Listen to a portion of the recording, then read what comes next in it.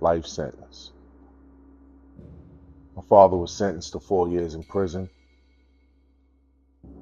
My youngest brother was sentenced to 20 years. My other brother was sentenced to 28 years with no parole. My other brother was sentenced to 2.5 years. But yet I'm the one serving life.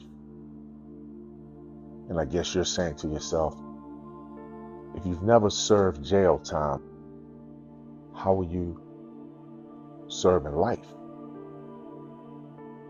Each one of my family members went to prison, protecting me. And sometimes you say to yourself, I got away with everything I've done. But in reality, you never get away, ever.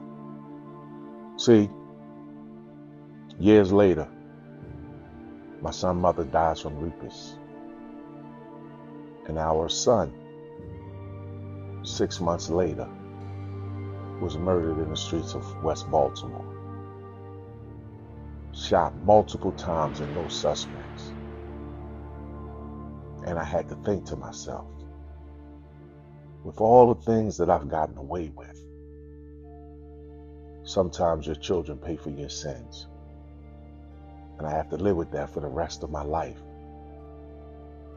See, when my son was murdered, a lot of people talked bad about me because I didn't attend the funeral. Not because I didn't love my son, but I was dealing with revenge. Many of things was running through my mind. Who did this? Who was responsible for this? And wanting to do something about it. When in reality, I have a daughter who at the time was maybe 2 or 3 years of age. And I had to think about, if I go out here and do something crazy, then who's going to take care of my daughter? Yes, she has a mother, but in reality, she also needs her father. So for me, I didn't attend because I was too afraid of where it would take me back to. See, even though I'm just starting to sit on this couch and vent, I've been working on me for a while. And one of the things I didn't want to do was go back to the person I was. See, when you grow up in the streets of West Baltimore, you are challenged and faced with a lot of challenges. Someone steps on your shoe, you're told you have to retaliate. Someone messes up your money, you have to have revenge. Furthest thing from the truth. See, for me, everyone talked about how smart I was because I was the brother who never got caught. But multiple times I had run-ins with the law because they just didn't like me. And in reality, I was doing things to make them not like me. See, it goes back again to, they had a job to do. Their job was to put me in prison for the things that I was a part of. Nothing personal. But again, I didn't see anything wrong with what I was doing because I felt like that I was getting money. I was helping others get money. And in reality, it was still wrong. So I'm here today because I wanted to share my truth. I wanted to heal and help others who go through these struggles to not go down the road that I went down. Dealing with the death of my son is something I deal with every day of my life. Because when you don't know, all kind of things race through your mind. At his mom's funeral, I recall saying to my son, as he stood at his mom's casket, didn't shed a tear. That doesn't mean he didn't feel for his mother. Like most young men, they bury their feelings. And I said to my son, You're going to have to change people and places because the way that you're living and the route that you're going is not good for you to sustain. And of course, Dad, I'm good. That's what I hear. But in reality, I'm older, wiser, and I know the streets. They do not love you. They will never love you. Within 6 months' time after his mom passed away, he was murdered. And in reality, I'm serving that life sentence because I have to deal with this for the rest of my life. This is nothing that anyone will want to deal with. Anyone who has lost a child, they know this feeling, especially when it's the gun violence. In West Baltimore, where there's cameras everywhere, no one saw anything. After dealing with the death of my son, realizing no matter what I did, he wasn't coming back. So I told myself, why would you want to retaliate? For what? To try to hurt someone or someone hurt you? Is it worth it? Absolutely not. So I had to look in the mirror, forgive, put my pride to the side. See, that's what we do when we grow up and become mature, responsible adults.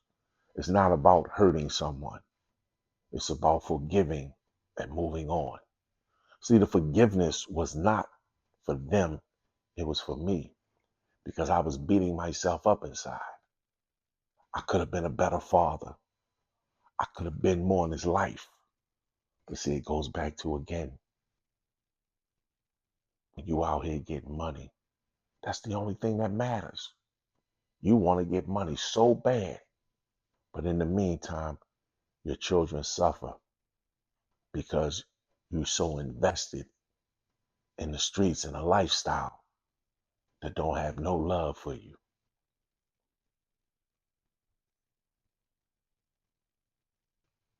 I ask all young men and women out there, think about how you're living your life. Think about what's more important to you. Do you want to live your life the right way? Or do you want to serve a life sentence?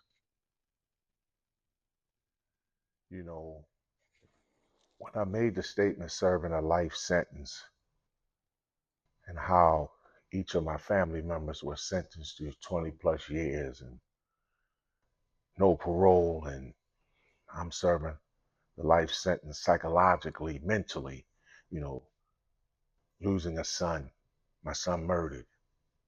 But then the other side of it is when you're a college graduate, you know, went to school, got your degree, you're doing everything right.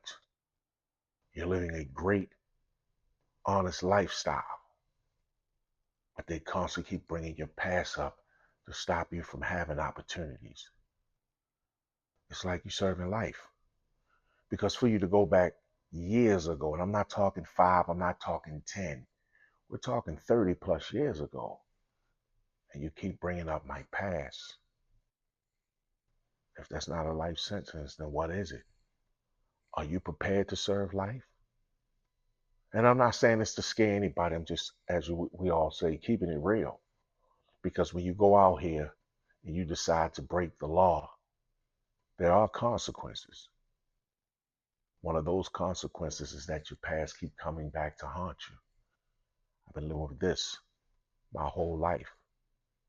I'm overqualified. I have a PhD when it comes to the streets.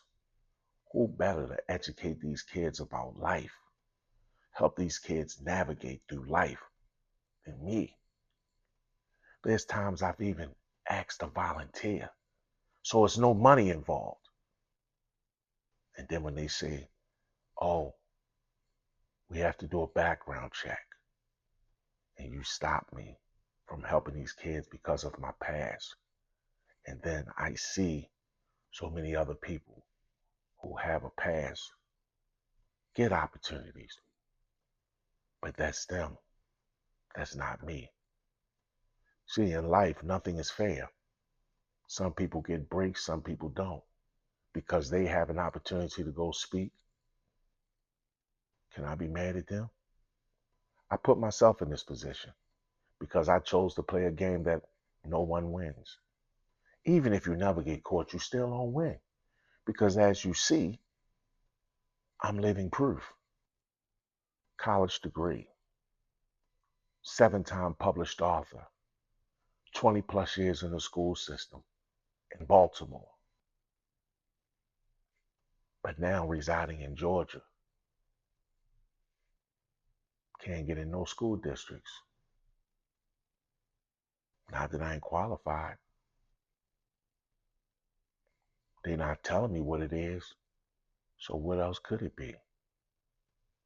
I even went to court, appealed, and won my appeal. When you have a judge asks you what happened, and I'm honest and I tell the judge everything. And then he says, well, what have you done since? Well, sir, I went to school, Morgan State University, got my degree. I had an internship with Bill Cosby. I'm a 7-time published author. I created a program. I've partnered with the Baltimore City Police Department. I give back going into schools. I was featured on ABC News. The list goes on. And he overturns it. And you still don't bring me in? But I got to live with it because guess what? I put myself in this position. And this is why I say I'm serving a life sentence because of my past and the death of my son. It is what it is, and I got to deal with it. So my advice to anyone out there who shares this, who's listening to this, take heed. Do not play this game. You will not win.